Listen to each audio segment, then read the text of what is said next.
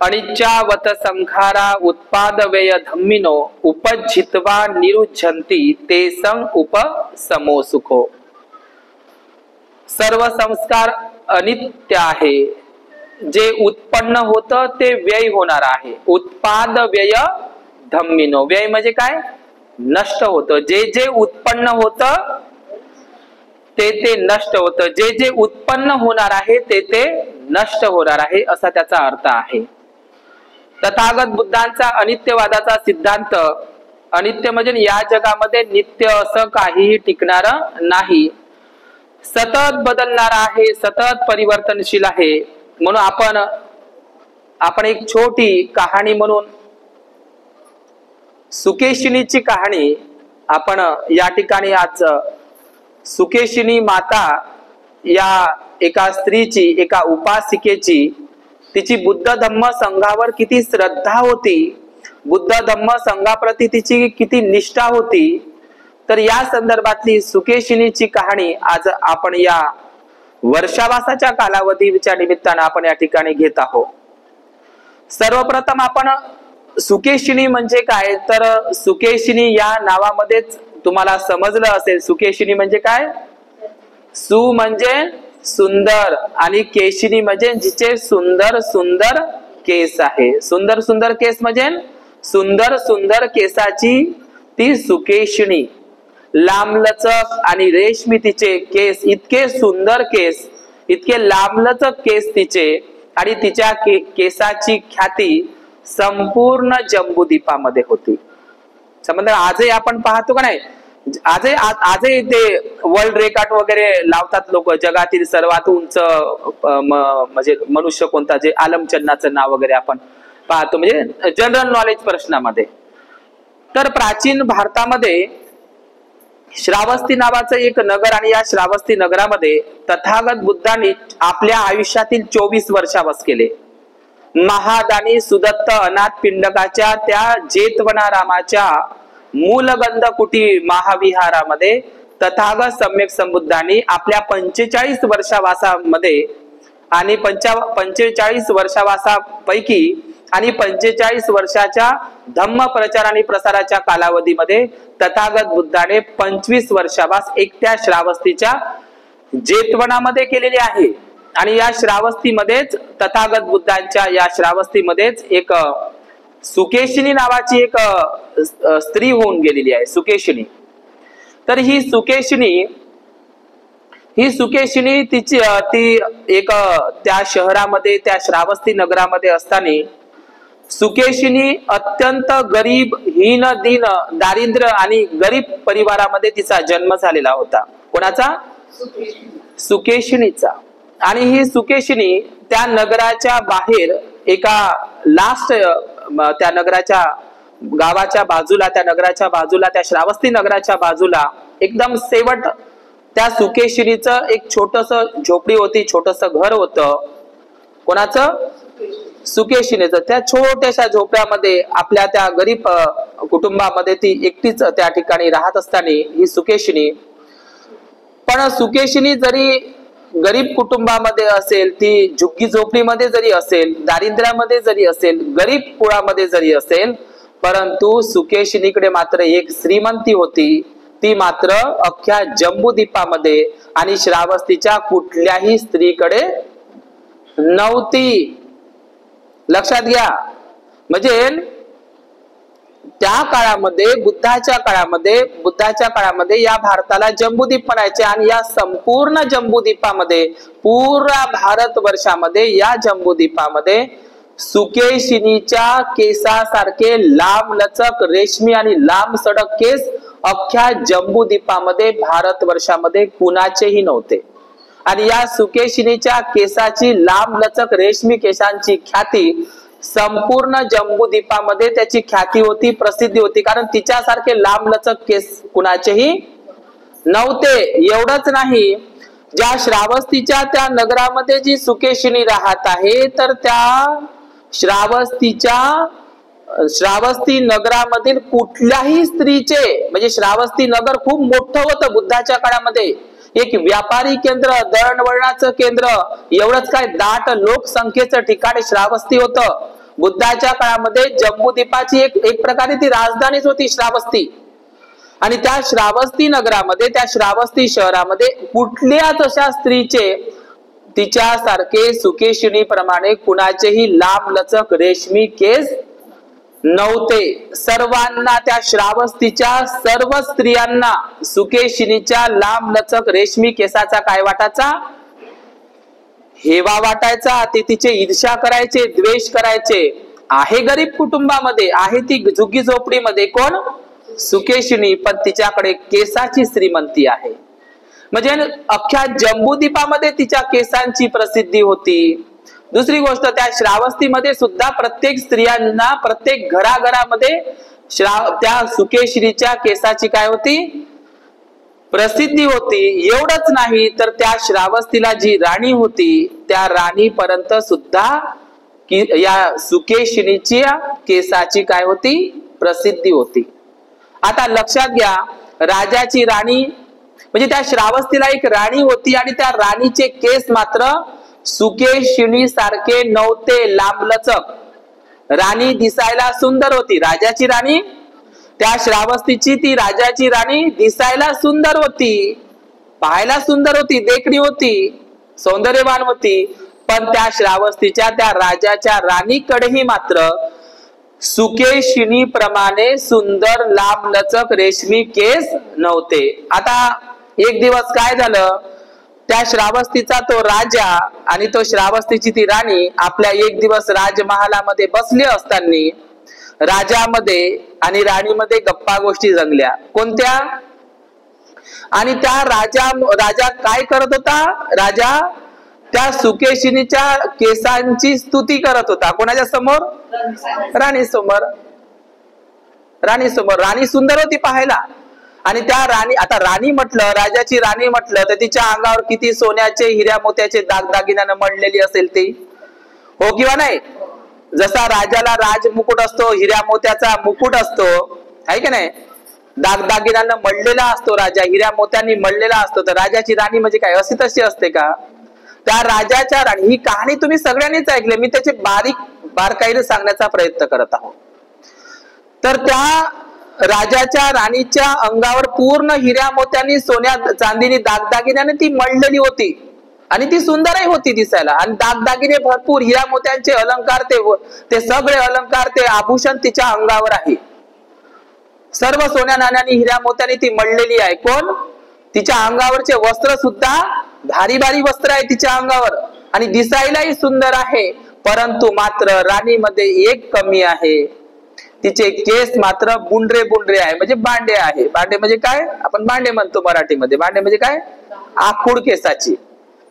म्हणजे राणीकडं हिऱ्या मोत्यांचे दागदागिने आहे, सोन्या चांदीचे दागदागिने आहे, भारी भारी वस्त्रामध्ये राणी आहे, दिसायलाही सुंदर आहे. पण तिच्याकडे मात्र एक कमी आहे. प्रत्येकांमध्ये काही ना काहीतरी कमी असतेच, काही ना काहीतरी कमी असते. तर त्या श्रावस्तीच्या राजाच्या राणीमध्ये एक कमी होती. कोणती कमी होती? तिचे केस मात्र लांबलचक नव्हते. तर राजा काय करायचा? नेहमी नेहमी नेहमी नेहमी त्या राणी सोबत चर्चा करत असताना राजा राणीला म्हणायचा, बघा त्या झुग्गी झोपड्यामध्ये गरीब कुटुंबामध्ये असलेली सुकेशिनीचे केस किती लांब लचक आहे, रेशमी आहे, किती मस्त लांब सडक तिचे केस आहे. कोण म्हणायचे असे?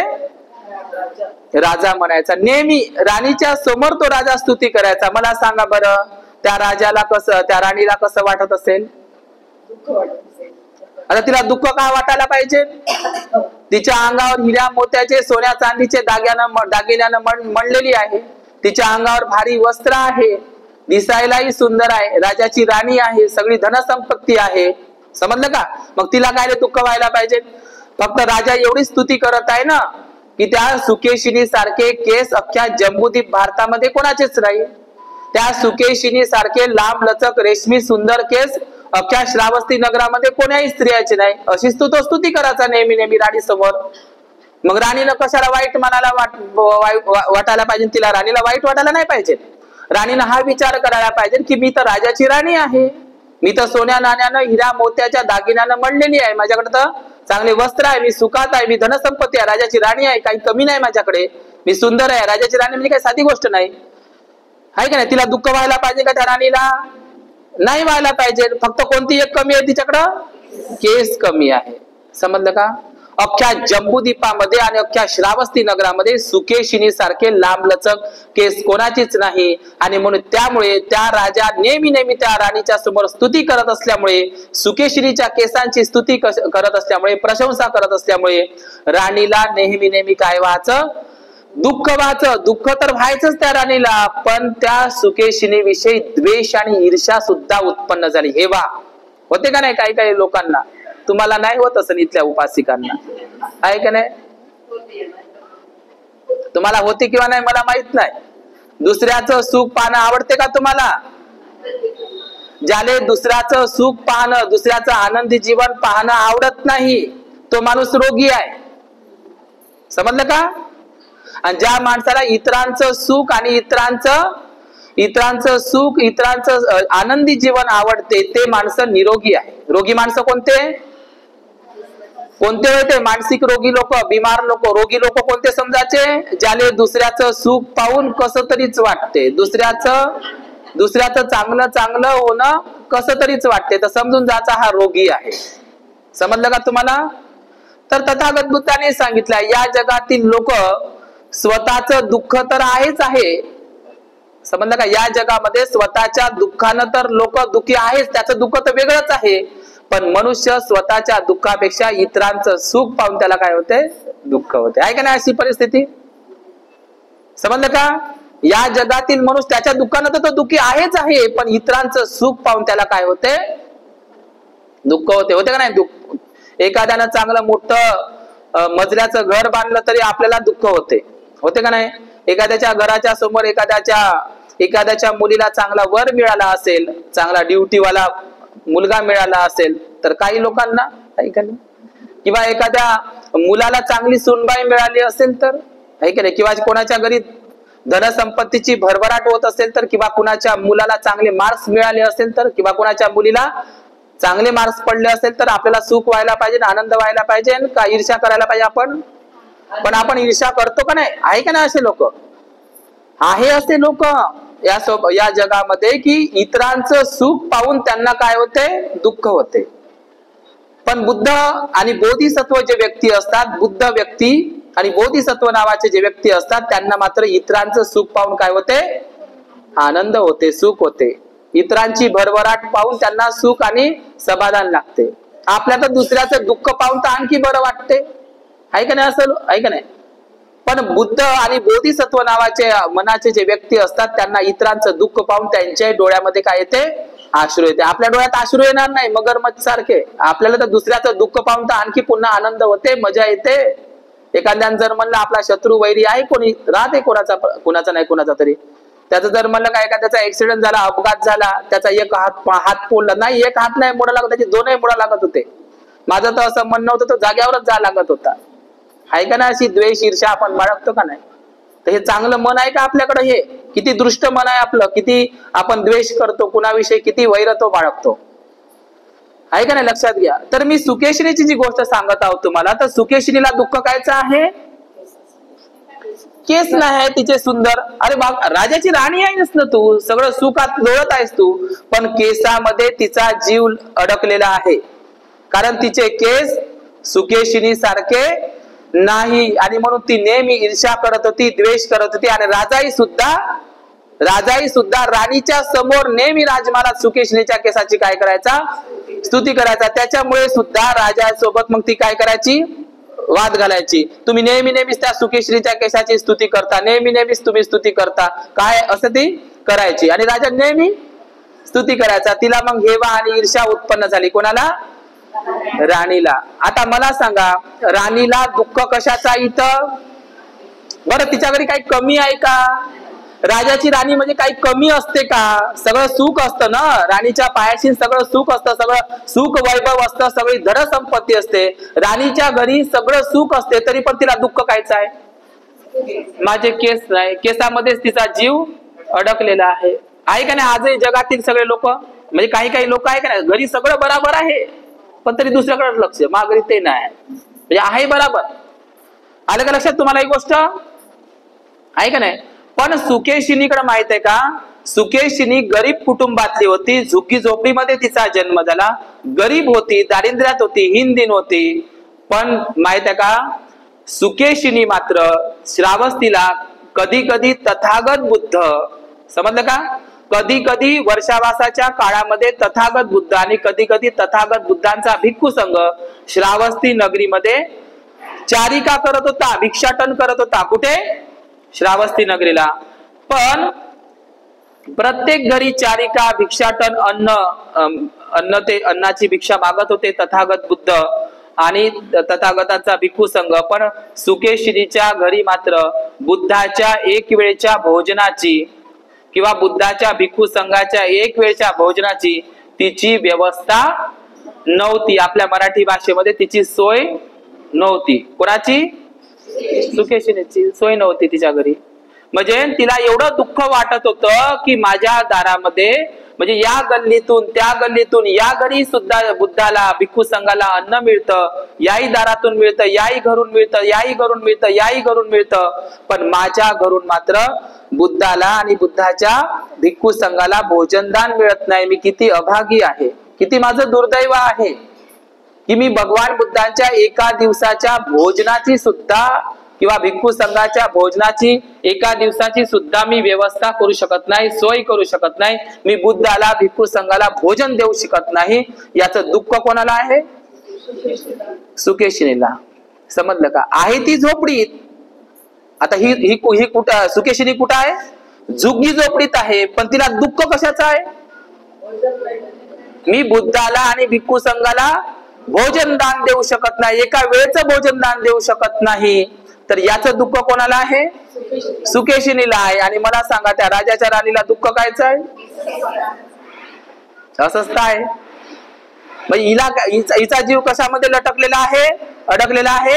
राणीचा लांबलचक केसामध्ये. सगळं सुकेशिनीच्या केसाकडे तिचं ध्यान, म्हणजे उठता बसता झोपेत स्वप्नात ते सगळं तिला तेच दिसायचं. रात्रंदिवस तेच चिंतन. त्या सुकेशिनीकडे ते केस आहे, लांबलचक तिचे केस आहे, लांबलचक तिचे सगळे लोक, श्रावस्तीचे लोकही तिच्या केसाची काय करत होते? स्तुती. राजाही स्तुती करतात. जम्बूद्वीपातले, भारतातले लोक तिच्या केसांची स्तुती करायची. आणि राणीला ते चांगलं वाटत नव्हतं. मी राणी असून माझे केस तसे नाही आणि त्या सुकेशिनीचे केस. समजलं का तुम्हाला? तर ह्या राणीला दुःख कशाचं आहे? माझ्याकडं सुकेशिनी सारखे केस नाही म्हणून. आणि सुकेशिनीला दुःख कशाचं आहे? बुद्धाला आणि भिक्खू संघाला मी भोजन दान देऊ शकत नाही, याचं दुःख आहे. मला सांगा, हिचं दुःख चांगलं आहे का हिचे दुःख चांगलं आहे? सुकेशिनीचं दुःख तुम्हाला वेगळं वाटतंय का ह्या राणीचं? हे दुःख महत्वाचं आहे का हे दुःख महत्वाचं आहे? सुकेशिनीचं का त्या राजाच्या राणीचं? सुकेशिनीचं. म्हणजे पहा, दुःखाचे प्रकार दोन सांगा. हिला दुःख कशाचं आहे? राजाच्या राणीला केस, माझ्याकडे ते सुंदर केस नाही म्हणून. आणि सुकेशिनीला दुःख कशाचं आहे? मी भगवान बुद्धाला आणि भिक्खू संघाला भोजन दान देऊ शकत नाही, याचं दुःख आहे. आणि मग काय झालं? दिवसामागून दिवस जात होते. राजा नेहमी त्या सुकेशिनीची राणीसमोर स्तुती करत होता. पूर्ण श्रावस्तीतील लोक स्तुती करत होते सुकेशिनीच्या केसाची. पूर्ण जम्बूद्वीप भारतवर्षातील लोक सुकेशिनीच्या केसाची प्रसिद्धी होती, स्तुती होती. आणि मग एक दिवस ईर्ष्या करता करता, द्वेष करता करता, ईर्ष्या करता करता, द्वेष करता करता राणीच्या मनामध्ये एकदा ती गोष्ट उत्पन्न झाली. कोणती? की आता काय करावं की सुकेशिनीला तिचे जे लांब लचक आणि काळेशार, लांब लचक आणि सुंदर असे केस आहे त्याची मागणी करावी. कोणाला? सुकेशिनीला. कोण विचार केला असा?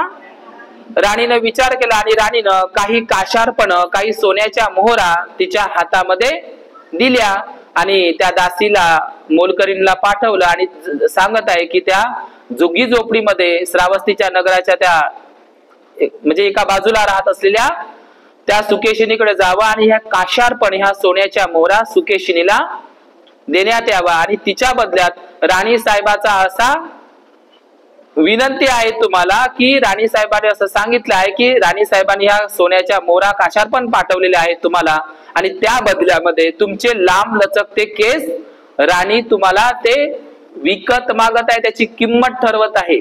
कोण म्हणत आहे असं? राणीनं निरोप पाठवला, ते म्हणजे राणीनं निरोप पाठवला दासीच्या अंतर्गत. दासी सुकेशिनीच्या घरी आली आणि दासी काय म्हणत आहे, सुकेशिनी राणी साहेबांचा ऑर्डर आहे की सुकेशिनीचे केस या सोन्याच्या मोहऱ्यामध्ये त्याची विक्री व्हावी, त्याची किंमत लगावी. तर तिने ते काशारपणा आणले. तर सुकेशिनी काय म्हणते, मी माझे केस ते म्हणजे विकणार नाही. बरं, त्याला कारण होतं. त्याला कारण काय होतं मला सांगा. स्त्रियांचा सगळ्यात सुंदर दागिना कोणता आहे? केस आहे. म्हणतो महिला केस काढत नाही लवकर, आहे की नाही.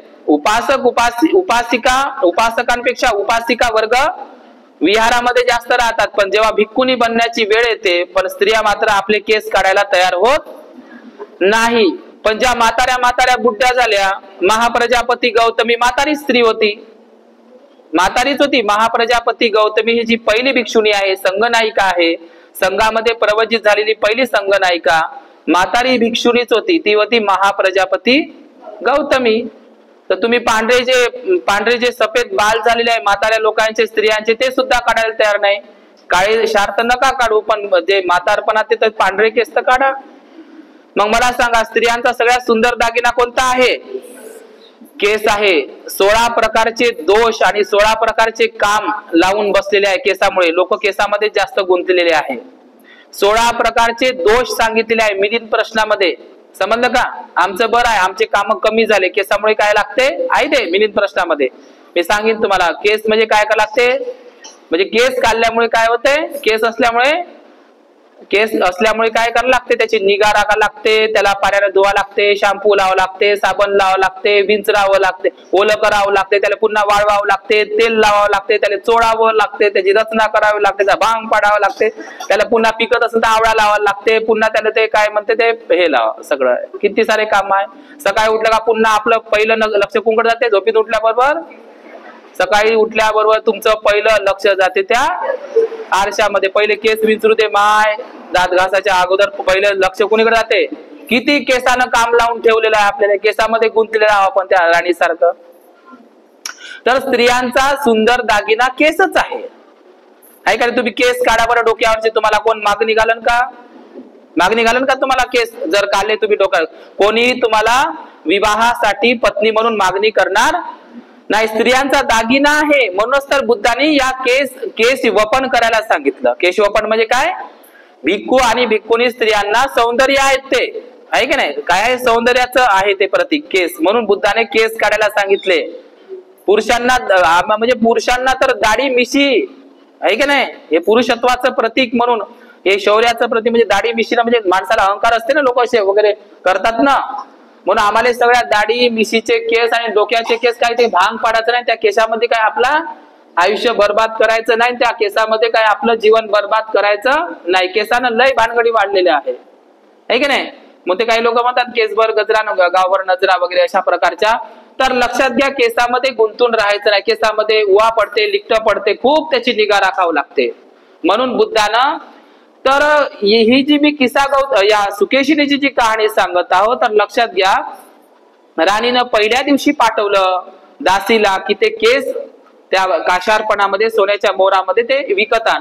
तर पहिल्या दिवशी सुकेशिनीनं वापस पाठवलं, मी माझे केस विकणार नाही. कारण सुकेशिनीचं वय कसं होतं? तरुण होती. काय होती ती? तरुण होती. उद्या जाऊन तिचं लग्न होणार होतं, विवाह होणार होता. तरुण स्त्री आहे. कोण? सुकेशिनी. तिला वाटलं मी तरुण अवस्थेमध्ये आहे, माझं तारुण्य पण आहे, या तरुण अवस्थेमध्ये माझं उद्या विवाहाचं वय आहे. या विवाहाच्या वयामध्ये जर मी माझे केस त्या राणी साहेबाला विकले, आहे का नाही, तर मला मात्र उद्या कोणीही मुलगा मागणी घालणार नाही, मला पत्नी म्हणून माझा कोणीही स्वीकार करणार नाही, माझं लग्न होणार नाही. कोणाला असं वाटतं? म्हणून तिच्या समोर हा एक विचार होता. पहिल्या दिवशी तिनं त्या दासीला वापस पाठवलं, दुसऱ्या दिवशीही वापस पाठवलं, तिसऱ्या दिवशीही वापस पाठवलं. पण चौथ्या दिवशी मात्र सुकेशिनीनं विचार केला. राणीनं मग चौथ्यांदा पाठवलं, तर राणीनं निरोप पाठवला. पुन्हा चौथ्यांदा दासी आली आणि मग सुकेशिनीने विचार केला. मागचा पुढचा अजिबात विचार केला नाही. 3 दिवस तिने विचार केला, कारण तिला रात्रंदिवस झोप येत नव्हती. कशासाठी दुःख होतं तिला? मी बुद्धाला आणि भिक्खू संघाला भोजनदान देऊ शकत नाही, माझ्याकडे राशन नाही, अन्नधान्य नाही. मी तेवढं देऊ शकत नाही. आणि म्हणून तिला रात्रंदिवस झोप येत नव्हती, तिला ते चिंता लागलेली होती, त्याचं दुःख होतं, तिला ते टोचत होतं, बोचत होतं, खूप पीडा होत होत्या की सगळे लोक भोजन दान देतात बुद्धाला, भिक्खू संघाला. आणि म्हणून सुकेशिनीनं काय केलं, चौथ्या दिवशी मात्र राणीने ज्या काशार्पण मोहरा पाठवल्या सोन्याच्या, सुकेशिनीनं जे दासी आली, दासी याच्या अगोदरच चौथ्या दिवशी मात्र सुकेशिनीनं आपले केस, डोक्याचे पूर्ण केस काय केलेले होते, स्वतःच्याच हाताने ते लांब लचक रेशमी केस, ते काळीशार केस तिनं काढलेले होते आणि त्या ताटामध्ये तिनं ठेवलेले होते. ते आधीच बसलेली होती. ज्यावेळी ते दासी आली तर दासीला ते केस काढलेली ती सुकेशिनी दिसली आणि लगेच तिनं त्या काशार्पण त्या सुकेशिनीच्या हातावर ठेवल्या आणि सुकेशिनीनं ते केस कोणाला विकले, मग एका झुग्गी झोपडीतल्या एका गरीब स्त्रीचे, त्या गरीब सुकेशिनीचे, आहे की नाही, गरीब सुकेशिनीचे, गरीब स्त्रीचे, त्या सुंदर सुकेशिनीचे ते केस कोणाच्या दरबारात गेले, त्या दासीनं, राणीनं पाठवलेले ते काशार्पण सोन्याच्या मोहऱ्या सुकेशिनीनं घेतल्या. काय केल्या, घेतल्या. आणि सुकेशिनीनं काय केलं, ज्या आपले केस तिनं विकले राणीला सोन्याच्या मोहरामध्ये, आणि ते केस विकून जे सोन्याचे काशार्पण आले, मोहरा आल्या सोन्याच्या मोहरामध्ये, तिनं काय केलं, ती वाण्याकडे गेली, एका दुकानदाराकडे गेली, तिनं राशन आणलं, अन्नधान्य आणलं आणि म्हणजे जे काही लागतं स्वयंपाकासाठी, भोजनासाठी तिनं किराणा आणला, राशन आणलं आणि ते भगवान बुद्धांच्या भोजनाची, समजलं का तुम्हाला, आणि भिक्खू संघाच्या भोजनाची व्यवस्था तिनं केली. कशामध्ये, केस विकून मिळालेल्या त्या पैशाने तिनं राशन आणलं, अन्नधान्य आणलं आणि बुद्धाच्या भोजनाची आणि भिक्खू संघाच्या भोजनाची व्यवस्था कोणी केली, सुकेशिनीने केली. आता मला सांगा, तथागत बुद्धाच्या, मग सुकेशिनीनं स्वयंपाक वगैरे केला आणि तथागत बुद्धाला आणि भिक्खू संघाला तिने आपल्या घरी आमंत्रित केलं. तथागत बुद्ध आपल्या भिक्खू संघासहित कुठे आले, सुकेशिनीच्या त्या गरीब घरामध्ये, त्या गरीब स्त्रीच्या सुकेशिनीच्या घरी आले. तथागत बुद्ध आणि कोण, भिक्खू संघ आला. आणि तथागत बुद्ध आणि भिक्खू संघ जसा सुकेशिनीच्या घरी आला, सुकेशिनीनं मस्त फुलांचा सडा टाकलेला होता, सजावट केलेली होती आणि बुद्धाचं तिनं खूप आणि भिक्खू संघाचं तिनं खूप आदरातिथ्य केलं. उंच पाठ दिले, आसनं दिले बसायला आणि मोठ्या श्रद्धायुक्त चित्तानं, मनानं बुद्धाला आणि भिक्खू संघाला काय केलं, तिनं भोजनदान वाढलं, आग्रह करू भोजनदान वाढलं. तर लक्षात घ्या, बुद्ध म्हणजे सुकेशिनीच्या घरी तथागत बुद्ध आणि तथागत बुद्धाचा भिक्खू संघ भोजन ग्रहण करत आहे. म्हणजे माझ्या घरी एवढ्या दिवसानं माझ्या घरी तथागत बुद्ध आणि तथागत बुद्धांची पावलं माझ्या घरामध्ये पडलेली आहे आणि तथागत बुद्ध आणि त्यांचा भिक्खू संघ आज माझ्या घरी भोजन करत आहे. इतका महान कारुणिक तथागत बुद्ध आणि 500 भिक्खू लोक, हे भिक्खू संघ माझ्या घरी भोजन ग्रहण करत आहे. याचा आनंद कोणाला होत आहे, सुकेश. म्हणजे आज माझ्या घरी तथागत बुद्ध आणि भिक्खू संघ भोजन ग्रहण करत आहे, याचा आनंद तिचा गगनात मावत नव्हता. तिला इतका आनंद होता, इतकं सुख प्राप्त झालं होतं, इतका आनंद तिला झाला होता. कशाचा आनंद होता, तथागत बुद्ध आणि भिक्खू संघ माझ्या घरी आज भोजन ग्रहण करत आहे, याचा तिला आनंद होता. आणि सुकेश्रीचे केस त्या राजाच्या राणीच्या दरबारात पोहोचले तर राणीला कायचा आनंद होत होता, माझ्या दरबारामध्ये त्या सुकेशिनीचे राजा नेहमी श्रावस्तीचे लोक नेहमी जम्बूद्वीपातले लोक नेहमी तिची स्तुती करत होते, तिच्या केसांची प्रसिद्धी करत होते. आता त्या सुकेशिनीला कोणही चांगलं म्हणणार नाही. आता तिचं टक्कल पडलेलं आहे, मुंडन पडलेलं आहे. आता त्या सुकेशिनीचे केस माझ्या घरी आले, आता मी त्याचं गंगावन बनवीन आणि ते तिचे सुकेशिनीचे केस म्हणजे एका झुग्गी झोपडीतली गरीब स्त्रीचे केस कोण घालत आहे कारण तिच्याकडे ते नाही आहे. ते राणी सोना नाण्यानं मडलेली आहे, वस्त्र आहे, राजाची पत्नी आहे, सगळी धन संपत्ती आहे, पण केस नावाचे सुंदर लांबलचक केस मात्र राणीकडे नाही. तर राणीनं काय केलं, ते गंगावनासारखं बनवलं, जशा स्त्रिया बनवतात. त्या राणीनं त्या गरीब स्त्रीचे त्या सुकेशीचे केस आपल्या आहे ना केसामध्ये ते लटकवले तिचे केस. आणि तिला आनंद काय तर झाला, आज सुकेशींच्या डोक्यावरचे केस म्हणजे हटलेले आहे, म्हणजे ते नष्ट झालेले आहे, ते तिच्या डोक्यावरचे केस आता मला प्राप्त झालेले आहेत. राणीला आनंद होत आहे केसाचा आणि सुकेशिनीला आनंद होत आहे तथागत बुद्ध आणि भिक्खू संघ माझ्या घरी भोजन करत आहे, म्हणजे तथागत बुद्ध आणि भिक्खू संघ माझ्या घरी आले याचा आनंद सुकेशनीला होत आहे. आणि राणीला आनंद कायचा होत आहे की सुकेशनीचे केस माझ्या घरी आले म्हणून याचा आनंद होता. पण उलटच आहे, लोकांचा आनंद कायच्या मध्ये आहे, हिचा आनंद सुख कायच्या मध्ये होतं, केसामध्ये, राजाच्या राणीचा. आणि सुकेशनीचं सुख आणि आनंद कशामध्ये होतं, माझ्या घरी बुद्ध आले पाहिजे, सम्यक संबुद्ध आले पाहिजे, भिक्खू संघ आले पाहिजे, त्यांनी माझ्या घरी भोजनदान घेतलं पाहिजे. तर असंच आहे का नाही या जगामध्ये, ज्याच्या घरी काही नाही आहे तोही कधी कधी सुखी आणि आनंद जीवन झुकी झोपडीतला माणूस सुखानं आनंदानं जगू शकते. जर त्याला तृष्णा नसेल, त्याला इच्छा नसेल, आसक्ती नसेल, अधिकचा हव्यास नसेल, हावरटपणा नसेल, लोभी वृत्ती नसेल, तर त्या झुगी झोपडीमध्येही काय होते, झोप लागते शांततेची.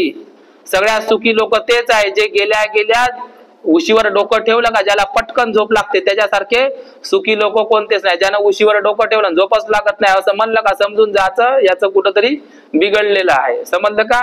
तर हावरट लोक, लोभी लोक, आसक्तीनं असेल लोक, तर या लोकांना, ज्या लोकांना फक्त पैसा कमवायचा कसा हे 3 शब्दच पाठ करून ठेवले लोकांना, जे लोक धनसंपत्ती कमवायचीच नाही असं अजिबात मला म्हणायचं नाही, पण धनसंपत्ती कमवत असताना आपण सगळ्यात मोठं धन शिलाचं धन आहे. श्रद्धा हे सर्वश्रेष्ठ धन म्हटलेलं आहे.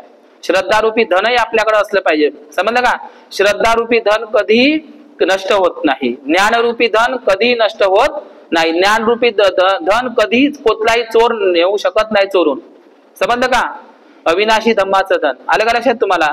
तर राणीच्या दरबारामध्ये ते केस पोहोचले आणि त्याच्यामुळे तिला आनंद झाला. आणि सुकेशनीच्या घरी बुद्ध आणि भिक्खू संघ पोहोचला, तिच्या घरी भोजन ग्रहण करतात याचा आनंद झाला. असंच तर जगामध्ये चालू आहे की नाही.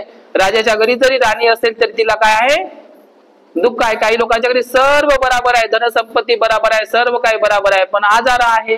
काय करता बनतेची नेहमी बिमारच राहतो, डॉक्टरलेच पैसे नेऊन द्यावे लागते, आहे का नाही. म्हणजे काही लोकांच्या घरी सगळी धनसंपत्ती आहे पण संतान चांगली नाही, मुलगा चांगली नाही, सुनबाई चांगली नाही, जावई चांगला निघाला नाही, याचं सगळ्यांना दुःख आहे. घरी धनसंपत्ती आहे पण सुखाची झोप नाही आहे, सुखाचं जीवन नाही आहे, सगळी चिंता लागलेली आहे. असंच आहे, काही लोकांच्या घरी खूप धनसंपत्ती असून पण मात्र सुख त्यांना भोगता येत आहे. पण सगळ्यात मोठं सुख आहे निब्बाण परम सुख आहे. त्या केसामध्ये सुख नाही ना त्या कशा धनसंपत्तीमध्ये सुख नाही, खरं सुख आहे निब्बाण परम सुख. आणि निब्बाण परम सुख याच जीवनामध्ये, याची देही, याची डोळ्यामध्ये त्याचा अनुभव घेता येते. निब्बाण हे परम सुख आहे. या निब्बाण सुखाचा लाभ याच जीवनामध्ये, याच वर्तमान जीवनामध्ये आपल्याला मिळत असतो.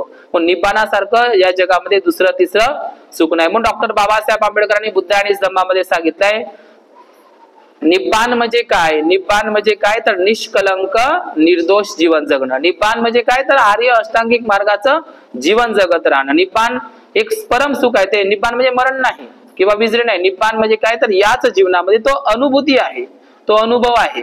जो लोक आर्य अष्टांगिक मार्गाचं पालन करतात, शीलाचं आचरण करतात, ते लोक निब्बाणाचं सुख याच जन्मामध्ये, प्रत्यक्ष याच जन्मामध्ये त्याचा अनुभव त्यांना मिळत असतो.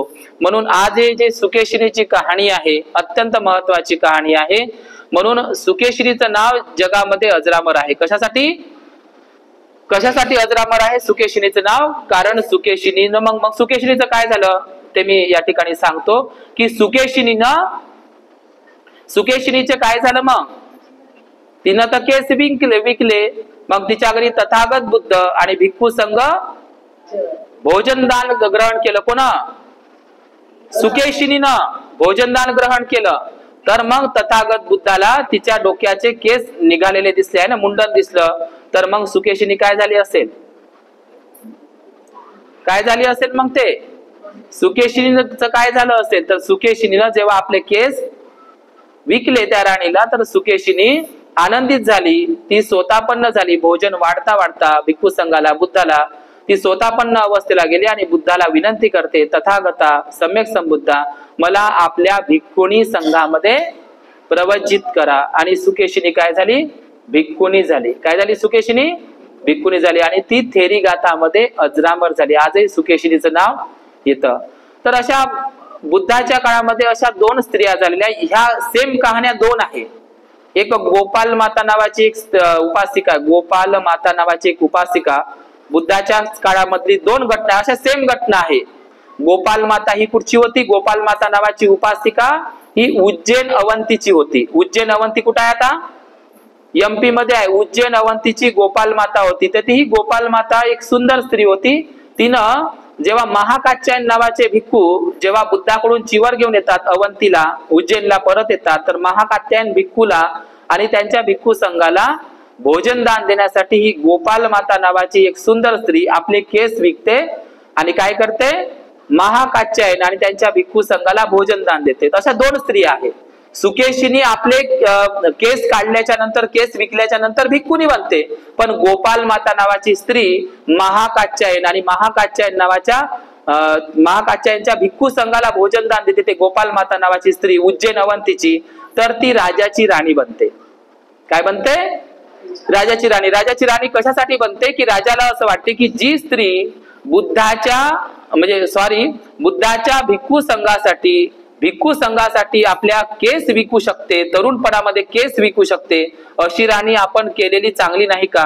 म्हणून उज्जैनच्या अवंतीच्या राजानं गोपाल माता नावाच्या त्या गरीब मुलीला मागणी केली. म्हणजे इकडे तिनं केस दान केले. मिलिंद प्रश्नामध्ये उल्लेख आहे. इकडं केस विकून तिनं भिक्खू संघाला, म्हणजे केस विकून तिनं भिक्खू संघाला भोजन दान दिलं. एखाद्या राजानं महाउपासिका सारख्या विशाखेनं भोजन दान देणं काय, ती काही मोठी गोष्ट नाही. राजाच्या घरी रोज भिक्खू संघ जेवले आणि भोजन ग्रहण केलं, किंवा बुद्धही त्यांच्या घरी भोजन ग्रहण केलं, काही खूप मोठी गोष्ट नाही. पण एखाद्या गरीब स्त्रीच्या घरी भोजन दान करणं, त्याची किती स्तुती होते. आजही आपण पाहतो का नाही, एखाद्या गरीब माणसाला लग्न केलं तर त्याची किती स्तुती होते. आणि मोठ्या माणसाने केलं तर आपण म्हणतो त्याचं मोठा आहे, पैसेवाला आहे, त्याची काय मोठी गोष्ट आहे. केलं तर काय मोठी गोष्ट आहे. पण गरीबानं केलं तर, गरीबानं जर मोठ्यासारखं लग्न करण्याचा थोडाफार प्रयत्न केला, लोक म्हणते पहा त्यानं मोठ्याची बराबरी केली आहे का नाही. तर अशीच गोपाल माता नावाच्या एका तरुण मुलीनं आपले सुंदर केस विकून महाकात्यायन आणि त्यांच्या भिक्खू संघाला भोजन दान दिलं, तर तिचं पूर्ण नाव जम्बूद्वीपामध्ये गाजलं. गोपाल माता त्या मुलीचं, की तिनं भिक्खू संघाला भोजन देण्यासाठी तिनं आपले केस विकले, मागचा पुढचा विचार केला नाही. तर ही गोष्ट राजाच्या कानावर गेली आणि राजानं काय केलं? तिला पट्टराणी बनवलं. गरीब मुलगी असून, म्हणजे जी स्त्री म्हणजे भिक्खू संघाच्या भोजनासाठी आपले केस विकू शकते, तर त्या स्त्रीला आपण मागणी घातलेली बरं नाही का? म्हणजे तिने इकडे केस विकले आणि भिक्खूला भोजन दान दिलं, तर ही गोपाल माता राजाची राणी झाली. अशी एक कहाणी आहे, बुद्धाच्याच काळामधली आहे. समजलं का? तर या ठिकाणी आज सुकेशिनी आणि थोडी गोपाल माता नावाच्या स्त्रीची कहाणी, जी मिलिंद प्रश्नामध्ये सुद्धा आलेली आहे, तिची मी कहाणी या ठिकाणी, ह्या सेम कहाणी आहे गोपाल माता आणि सुकेशिनीची. आपण या फेरीगाथामध्ये सुद्धा आपल्याला सापडतील. तर या सुकेशिनीचा आणि या गोपाल माता स्त्रीचा, उपासिकेचा आपण आदर्श घेतला पाहिजे. समजलं का? पण भोजनदान भिक्खू संघाला आपण करावं. भोजनदानाचे लाभही खूप सुंदर असतात. भोजनदानामुळे आपल्या मनाला शांती मिळत असते. भोजनदानामुळे आपल्याला आयु, वर्ण, सुख आणि बलाची प्राप्ती होत असते. तर या ठिकाणी आजच्या या निमित्तानं सुकेशिनी गोपाल माता या स्त्रीची ही कहाणी इथं या ठिकाणी मी संपवतो. भवतु सब्ब मंगल, भवतु सब्ब मंगल.